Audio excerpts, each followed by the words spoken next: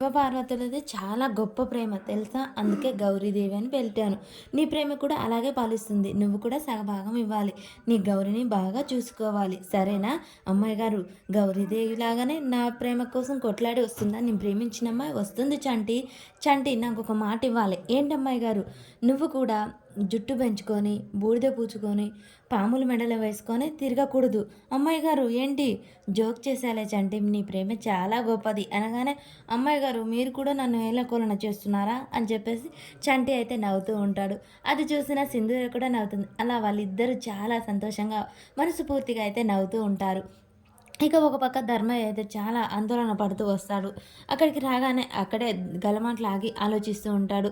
నమస్తే నమస్కారం అయ్యగారు అని బసవ వాళ్ళందరూ నమస్కారం పెడుతూ ఉంటారు. ఈలోపు ఇంట్లోకి చూస్తూ ఉండగానే కేశవ, చంటి వాళ్ళందరూ మాట్లాడుకుంటూ ఉండగానే చంటి ఒకసారిగా అటు చూస్తాడు. అయ్యగారు మీ వియ్యంకుడు గారు వచ్చారండి అని చెప్పేసి కేశవతో అంటూ ఉంటాడు. ధర్మయ్య వాళ్ళని చూసి అటువైపుగా వెళ్తూ ఉంటాడు.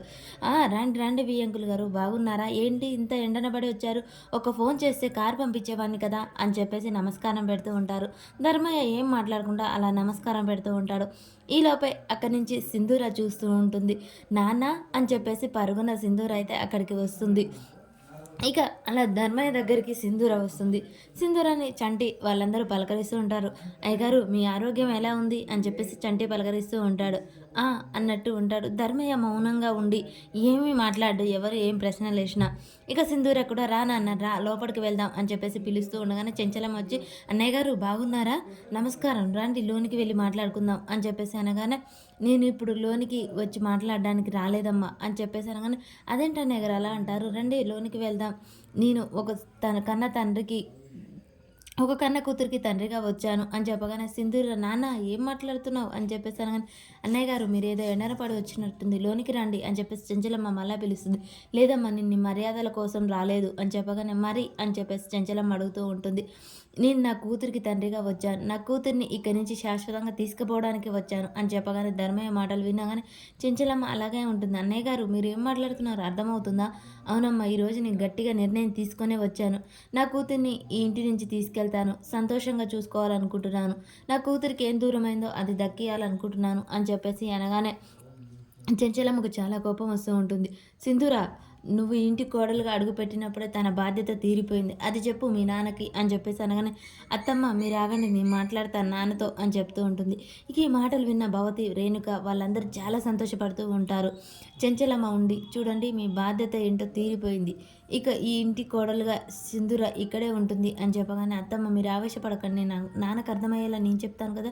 నాన్న ఏంటి నువ్వు ఇలా మాట్లాడుతున్నావు? సరే నువ్వు ఇప్పుడు ఇంట్లోకి రాకపోతే ఇక్కడి నుంచి వెళ్ళిపో నాన్న. అత్తమ్మ చాలా ప్రేమగా చూసుకుంటుంది. నేను ఇక్కడ చాలా సంతోషంగా ఉన్నా నాన్న. దయచేసి నీకు దండం పెడుతున్నాను. ఇక్కడి నుంచి ఇక నువ్వు వెళ్ళిపో నాన్న అని చెప్పేసి సింధూర వాళ్ళ అత్త గురించి చాలా గొప్పగా చెప్తూ ధర్మయ్యకి అర్థమయ్యేలా చెప్తూ ఉంటుంది. చూడమ్మా నిన్ను ఈ ఇంట్లో నుంచి తీసుకెళ్ళందే నేను ఈరోజు ఇక్కడి నుంచి వెళ్ళను అని చెప్పేసి ధర్మయ్య తెగేసి చెప్తాడు. అయితే వినండి అన్నయ్య గారు నా నిర్ణయం కూడా. ఈ ఇంటి కోడలైనాక సింధూర ఈ ఇంటి నుంచి పంపించడం అస్సలు కుదరదు. తనని ఎలా చూసుకోవాలో ఎలా పెంచాలో నాకు తెలుసు. తనకి ఏమి ఇవ్వాలో కూడా నాకు తెలుసు. కాబట్టి ఈ ఇంటి నుంచి ఇక నా కోడలు బయటికి రాదు అని గట్టిగా చెంచలమ్మ అయితే చెప్తూ ఉంటుంది. ఆ మాట వినగానే సింధూర కూడా అక్కడి నుంచి షాక్ అయి చూస్తూ ఉంటుంది. ధర్మయ్య తన చేతిలో ఉన్న పేపర్స్ పట్టుకొని, చూడమ్మా నా కూతురు నాకు కావాలి. తనని ఎలా తీసుకెళ్లాలో నాకు తెలుసు. నా కూతురు లేదే నేను ఈరోజు ఇక్కడి నుంచి వెళ్ళను అని చెప్పేసి ధర్మయ్య మళ్ళీ అంటూ ఉంటాడు. చంటి ఇక సింధూర ఇది విన్న అందరూ షాక్ అయ్యి ఏం మాట్లాడాలో ఏం మాట్లాడొద్దు అని చెప్పేసి అలాగే షాక్లో ఉంటారు. నాన్న నీకేమైంది? అసలు ఎందుకు ఇలా మాట్లాడుతున్నావు? నీకు దండం పెడతా. నువ్వు అలా మాట్లాడకు. ఇక్కడి నుంచి వెళ్ళిపో నాన్న. నేను తర్వాత మాట్లాడతా నీతో అని చెప్పేసి సింధూర అయితే దండం పెడుతూ ఉంటుంది. ధర్మయ్య చూడమ్మా నేను ఈరోజు మొండిగా ఆలోచించుకొని అన్నిటికీ తెగేసి వచ్చాను. ఈరోజు నేను ఇక్కడి నుంచి కదిలే ప్రసక్తే లేదు అని చెప్పగానే చెంచలమ్మ షాక్ అయి చూస్తూ ఉంటుంది. చంటి అక్కడ ఉన్న భవతి, రేణుక ఇక అందరూ ఆలోచిస్తూ ఉంటారు. చాముండి మాత్రం చెప్పలేనంత సంతోషంగా ఆనందంగా ఉంటుంది. ఈ రోజుతో ఈ పీడ విరగడైపోతుంది అని చెప్పేసి చాముండి ఆలోచిస్తూ ఉంటుంది. చెంచలం అన్నయ్య గారు ఏం మాట్లాడుతున్నారో మీకు అర్థమవుతుందా? నా నిర్ణయం నేను గట్టిగా చెప్తున్నాను. నా కోడలు ఈ గడప దాటి బయటికొచ్చే ప్రసక్తే లేదు. ఇంటి నుంచి బయటికి పంపించే ఆలోచనే లేదు. నా కోడలు నా ఇంట్లోనే ఉంటుంది అని చెంచలమ్మ అయితే గట్టిగా చెప్తూ ఉంటుంది. సింధూర వాళ్ళ నాన్న మాటలు, ఇక ఇటు వీళ్ళ మాటలు విని చాలా భయపడిపోతూ ఉంటుంది. ధర్మయ్య తన చేతిలో ఉన్న పేపర్స్ తీసుకెళ్ళి చెంచలమ్మ కాళ్ళ దగ్గర పెడతాడు. ఏంటివి? మీరు నా కూతుర్ని తీసుకున్నప్పుడు ఇచ్చిన సొత్తులు మాకివేమీ వద్దు. నా కూతురు నాకే కావాలి. మీకు దండం పెడుతున్నాను అని చెప్పేసైతే ధర్మయ్య దండం పెడుతూ ఉంటాడు. మరి చెంచలమ్మ తన కూతుర్ని తన కోడల్ని పంపిస్తుందా? లేకపోతే అసలు ఏం జరుగుతుంది?